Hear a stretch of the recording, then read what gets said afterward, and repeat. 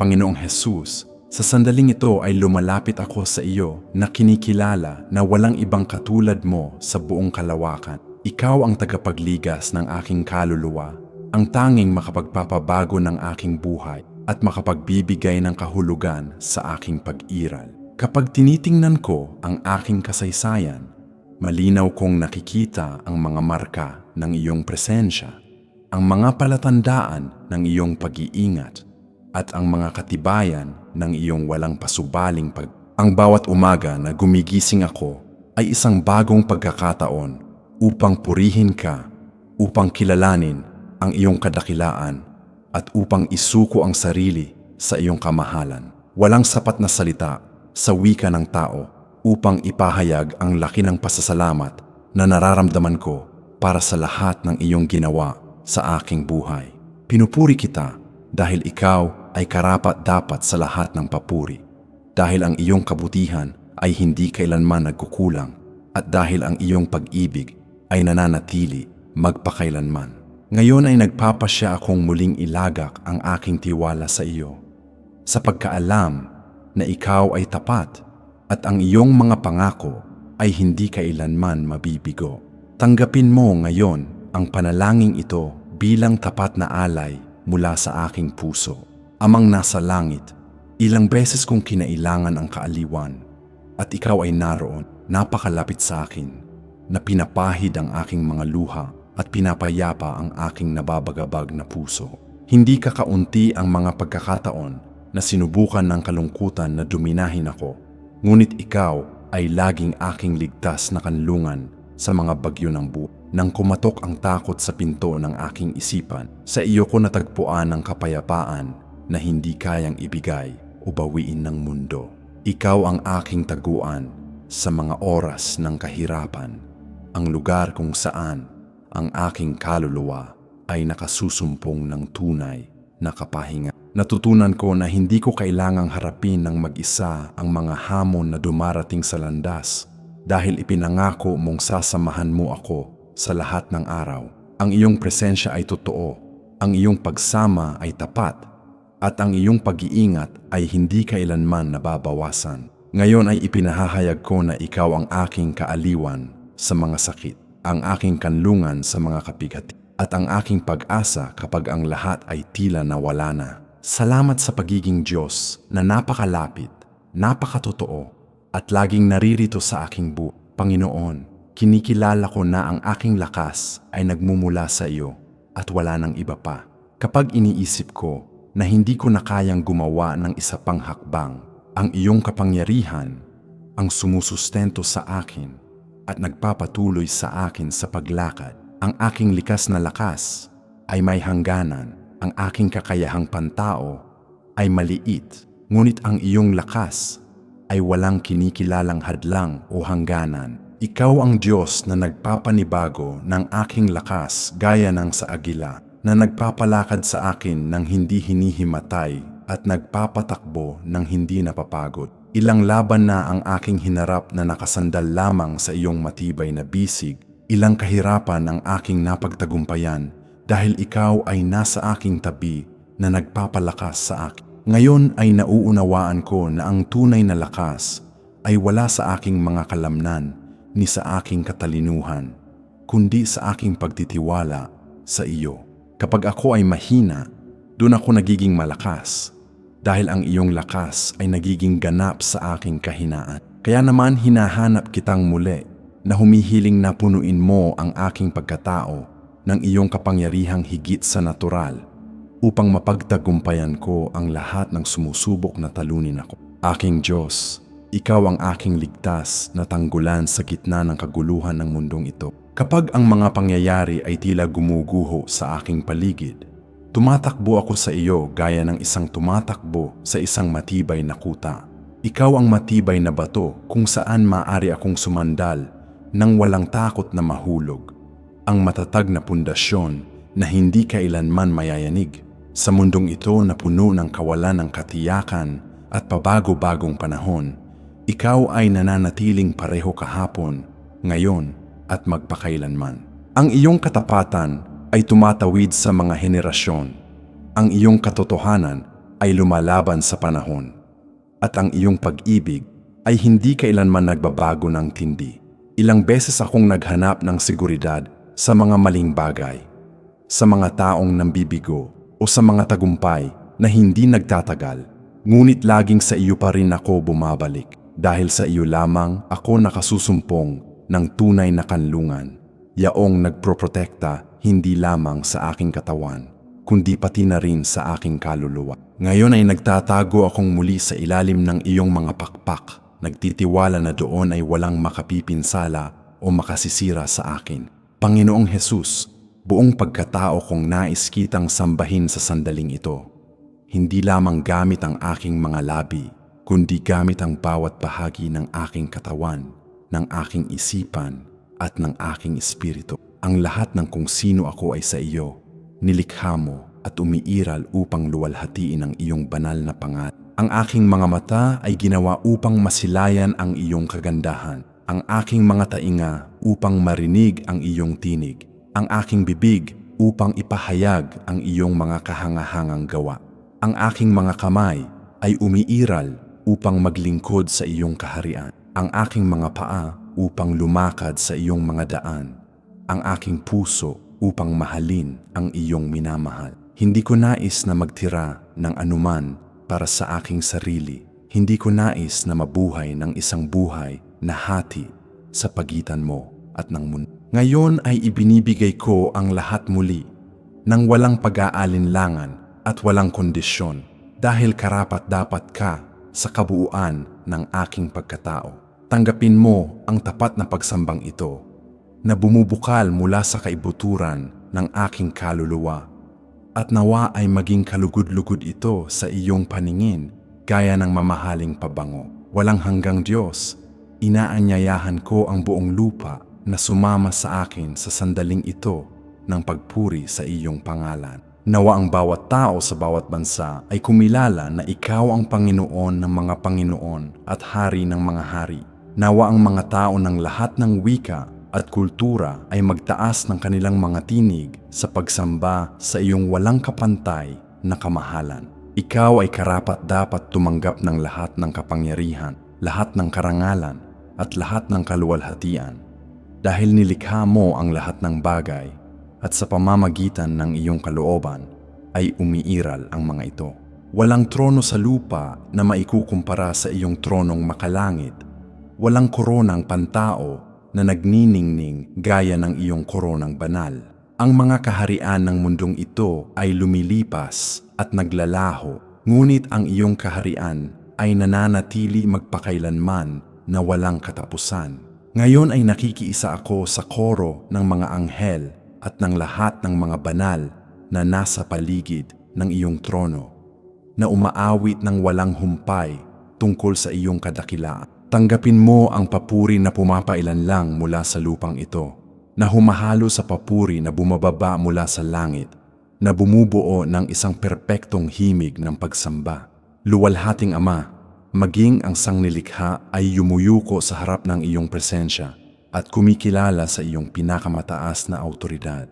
Ang mga bundok na tila napakatayog at di matitinag ay lumuluhod sa iyong harapan dahil alam nila kung sino ang tunay na manlili. Ang mga dagat, kasama ang lahat ng kanilang lakas at lawak, ay umuugong sa kagalakan sa tunog ng iyong makapangyarihang pangalan. Ang mga bituin ay nagniningning sa kalangitan sa gabi bilang mga tahimik na saksi ng iyong walang hanggang kaluwalhatian. Ang mga ilog ay pumapalakpak, ang mga puno ay nagagalak, at maging ang mga bato ay sisigaw kung ang mga tao ay mananahimik. Ang buong kalikasan ay tumutugon sa iyong tinig at sumusunod sa iyong mga utot ng walang pagtatanong. Kung ang mga walang buhay na nilikha ay pumupuri sa iyo sa ganitong paraan, higit lalo ako, na nilikha ayon sa iyong wangis at anyo,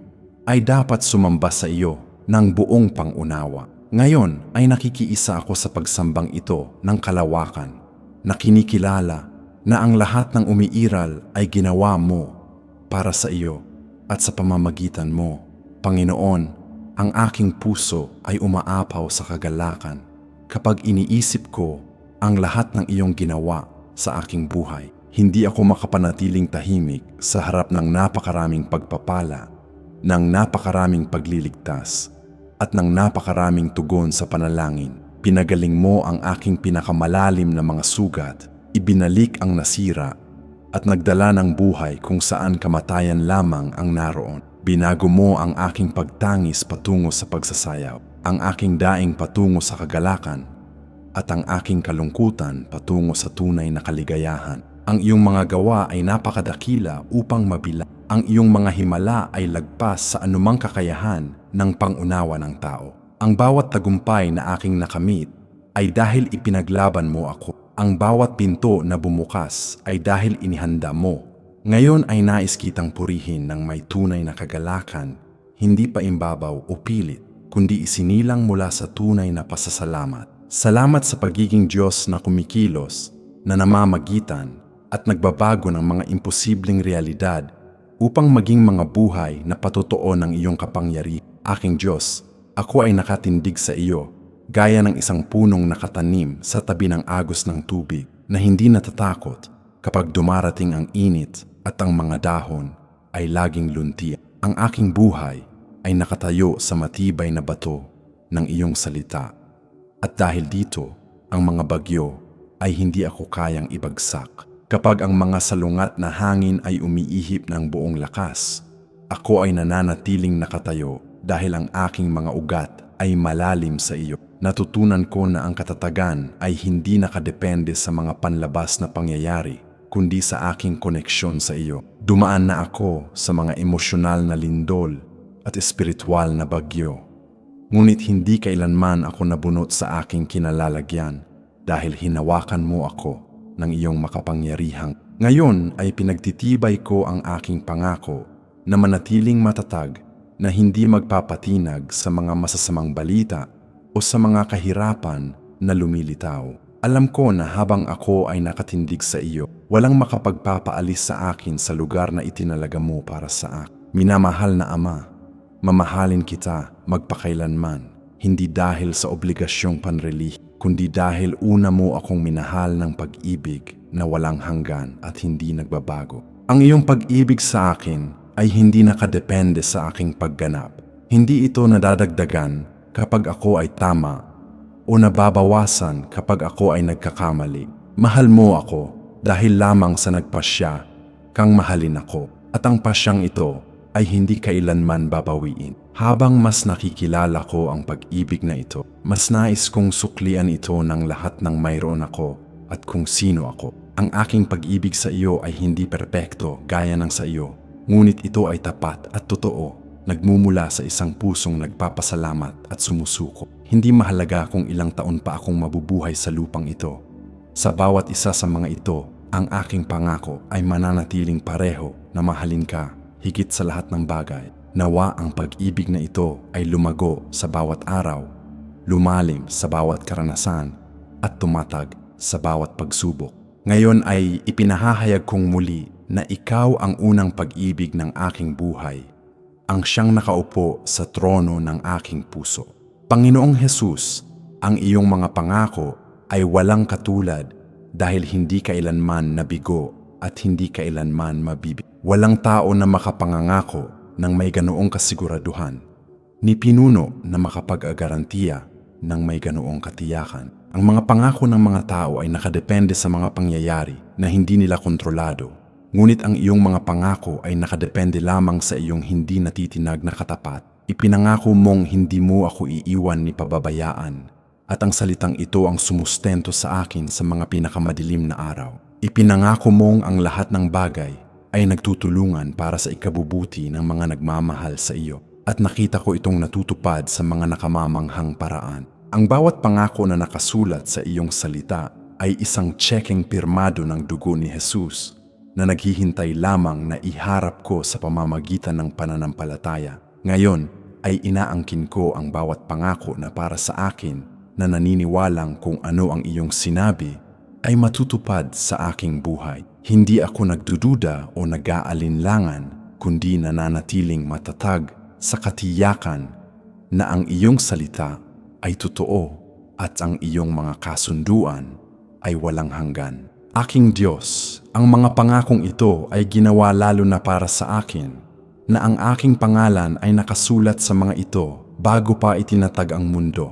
Hindi ito mga pangakong pangkalahatan para sa isang karamihang walang pangalan, kundi mga tiyak na salita na nakatuon sa aking puso at sa aking sitwasyon. Alam mo ang bawat detalye ng aking buhay, ang bawat laban na aking hinaharap, ang bawat pangarap na dala ko sa aking dibdib. Kaya naman ang iyong mga pangako ay akmang-akma sa aking mga pangangailangan, gaya ng isang susing ginawa para sa tamang kandado. Kapag nagbabasa ako ng Biblia, hindi lamang ako nagbabasa ng isang lumang aklat ng mga kwentong panrelihiyon, kundi mga liham ng pag-ibig na isinulat ng direkta para sa akin. Ang bawat salita ay may kapangyarihang bumago ng aking realidad. Ang bawat pangungusap ay may dalang awtoridad ng langit upang baguhin ang mga bagay sa lupa. Ngayon ay tinatanggap ko ang mga pangakong ito ng may buhay na pananampalataya. Naniniwalang ang mga ito ay matutupad sa tamang panahon na itinakda mo. Salamat sa hindi paglimot sa akin, sa pag-aalaga sa akin ng personal, at sa pagkakaroon ng tiyak na plano para sa aking buhay. Amang nasa langit, sa sandaling ito ay itinataas ko ang aking mga kamay at ang aking tinig upang sambahin ka ng buong tindi ng aking pagkatao. Walang ibang pangalan sa silong ng langit na sukat nating ikaligtas. Walang ibang kapangyarihan na makapagpapalaya sa kaluluwa ng tao mula sa pagkaalipin sa kasalanan. Ikaw ang daan kapag ako ay naliligaw, ang katotohanan kapag ako ay nadadaya, ang buhay kapag pakiramdam ko ay patay na ang aking kalooban. Ang bawat titulong ibinibigay ng Biblia sa iyo ay nagpapakita ng isang aspeto ng iyong perpekto at kumpletong katangian. Ikaw ang leon ng Huda na umuungal laban sa mga kaaway, ang kordero ng Diyos na nag-aalis ng kasalanan ng sanlibutan. Ikaw ang tinapay ng buhay na pumapawi sa gutom na espiritual, ang tubig na buhay na pumapawi sa uhaw ng kaluluwa. Ikaw ang mabuting pastol na nag-aalaga sa mga tupa, ang pintuan na nagbibigay daan patungo sa Ama. Ngayon ay sumusuko akong muli sa harap ng bawat isa sa mga pangalang ito na sinasamba hindi lamang ang iyong ginagawa, kundi kung sino ka sa iyong banal na kalikasan.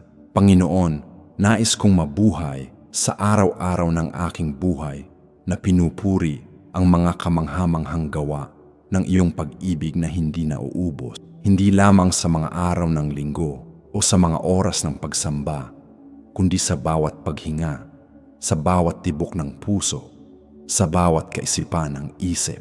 Nawa ang pagpupuri ay maging kasing natural sa aking bibig, gaya ng mismong paghinga, isang bagay na nangyayari ng walang kahirap-hirap dahil bahagi ito ng aking binagong kalikasan. Nais kong makilala bilang isang tao na laging may salita ng pasasalamat sa mga labi, isang awit ng pagsamba sa puso.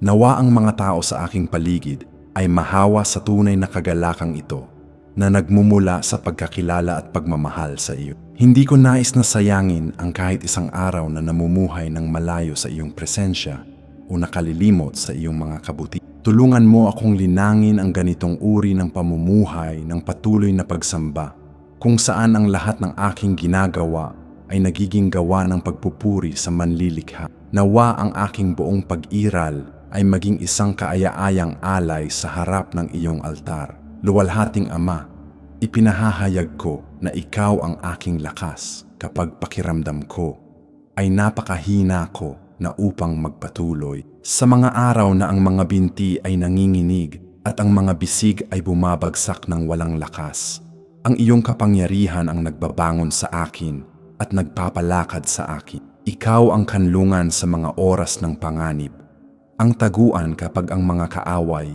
ay humahabol, ang matibay na tanggulan na nagproprotekta sa akin mula sa lahat ng kasamaan. Ilang beses akong tumakbo sa iyo sa huling sandali nang wala nang anumang makataong labasan, at ikaw ay laging naroon na handang tumanggap sa akin. Hindi mo kailanman isinara ang pinto sa aking mukha. Hindi mo kailanman sinabi na huli na ang lahat o lumagpas na ako sa hangganan. Ang iyong awa ay bago tuwing umaga. Ang iyong pasensya ay walang katapusan sa iyong mga anak.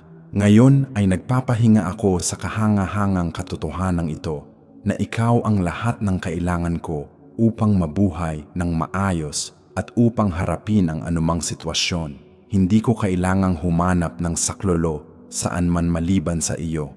Panginoong Jesus, isinusuko ko sa iyo ang lahat ng aking takot at lahat ng aking pagkabalisa sa pagkaalam na ikaw ay mas malaki kaysa sa anumang problema na maaari kong harapin. Iniiwan ko sa iyong paanan ang mga alalahanin na nagnanakaw ng aking tulog at ang mga hapis na bumabagabag sa aking kapayapaan. Ipinangako mong aalagaan mo ako gaya ng pag-aalaga mo sa mga ibon sa himpapawid at sa mga liryo sa parang. At ang pangakong ito ay sapat na upang payapain ang anumang panloob na bagyo. Kapag tumitingin ako sa unahan at nakikita ang mga nakatatakot na hamon, naaalala ko na ikaw ay naroon na, naghahanda ng daan at naglalaan ng lahat ng aking kailangan. Kapag tumitingin ako sa likuran at nakikita ang mga pagkakamali ng nakaraan, naaalala ko na ang iyong pagpapatawad ay kumpleto at wala ng kahatulan para sa mga nasa iyo. Kapag tumitingin ako sa paligid at nakikita ang kalituhan ng kasalukuyan, naaalala ko na ikaw ay kasama ko sa tiyak na sandaling ito. Hawak ang aking kamay at ginagabayan ang aking mga hakbang.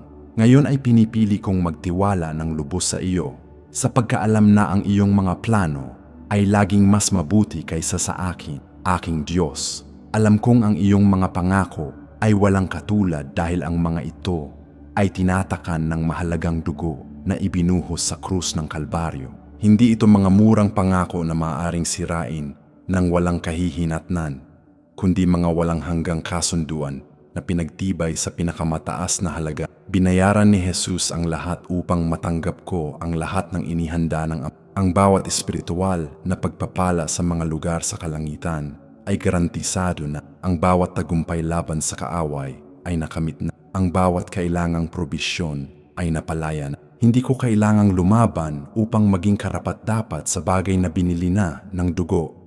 Kailangan ko lang maniwala at tumanggap sa pamamagitan ng pananampalataya. Ngayon ay inaangkin ko ang bawat mana na para sa akin bilang minamahal na anak ng walang kasalanan at walang takot. Ipinahahayag ko na ang mga pangako ng Diyos ay natutupad sa aking buhay, sa aking pamilya, sa aking trabaho, at sa bawat bahagi. Mangyari nawa ito ayon sa iyong tapat at totoong salita. Amen. Walang hanggang Ama, tanggapin mo ngayon ang panalangin ito bilang tapat na alay ng isang pusong nagmamahal sa iyo ng lubos.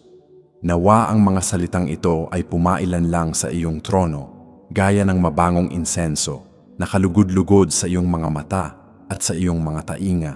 Alam ko na naririnig mo ang bawat pagsamo, bawat kahilingan, at bawat papuri na tumataas mula sa lupa. Kaya naman nagtitiwala ako na ang panalangin ito ay hindi babalik ng walang saysay, kundi tutuparin ang layunin kung bakit ito ipinadala. Palakasin mo ang pananampalataya ng bawat taong nanalangin kasama ko sa sandaling ito. Panibaguhin ang pag-asa ng mga nanghihina ang loob. Pagalingin ang mga puso ng mga nasugat. Nawa ang iyong banal na espiritu ay patuloy na kumilos kahit matapos na ang panalangin ito, na dinadala ang bawat isa sa mas malalim na karanasan ng iyong presensya. Nawa ay walang lumabas dito na katulad ng kanyang pagpasok, kundi ang lahat ay mabago sa pamamagitan ng tunay na pakikipagtagpo sa Diyos na buhay. Sa pangalan ni Jesus, ako ay nananalangin na naniniwalang mangyayari ito dahil ikaw ay tapat upang tuparin ang iyong ipinangako. Ang luwalhati, karangalan at papuri ay sa iyo magpakailanman. Amen. Aking kapatid, bago ka umalis sa espesyal na sandaling ito ng panalangin, nais kitang anyayahan sa isang mahalagang bagay. Kung ang panalangin ito ay umantig sa iyong puso, kung naramdaman mo ang presensya ng Diyos sa totoong paraan habang nananalangin, pindutin ang like button sa ibaba at ibahagi ang video na ito sa iyong mga kaibigan, sa iyong pamilya, sa kapatid na dumaraan sa mga paghihirap. At kailangang maalalahanan na ang Diyos ang lakas at ligtas na kanlungan sa lahat ng sitwasyon. Manatiling nakasubaybay sa channel na ito at i-activate ang kampana ng abiso upang hindi ka mahuli sa anumang bagong panalangin na ilalatha. Isulat ang iyong pangalan sa mga komento upang maipanalangin ka namin ng partikular, dahil kapag iniwan mo ang iyong pangalan, lumilikha tayo ng isang makapangyarihang kadena ng panalangin kung saan ang mga kapatid sa pananampalataya ay nagkakaisa sa pagdaing para sa iyong himala, para sa iyong tagumpay. Isulat din ng iyong mga kahilingan sa panalangin ang anumang nasa iyong puso sa sandaling ito, maging ito ay laban sa sakit, problemang pinansyal, krisis sa pagsasama o anumang kahirapan. At kung ang Diyos ay gumawa na ng isang kahangahangang bagay sa iyong buhay, ibahagi ang iyong patotoo dahil maaari itong muling magpaalab ng pananampalataya ng isang taong malapit ng sumuko. Pagpalain ka nawa ng Panginoon at ingatan ka. Nawa ay pagliwanagin niya ang kanyang mukha sa iyo at bigyan ka ng kapayapaan. Nawa ay lumabas ka rito na kumpirmado sa katotohanan na ang Diyos ang iyong lakas at iyong kanlungan. Anuman ang laki ng bagyo na iyong hinaharap, humayo ka ng payapa, ngunit humayo kang pinalakas, pinanibago at puno ng pag-asa dahil ang Diyos na nangako ay tapat upang tuparin ang lahat ng kanyang mga pangako sa iyong buhay.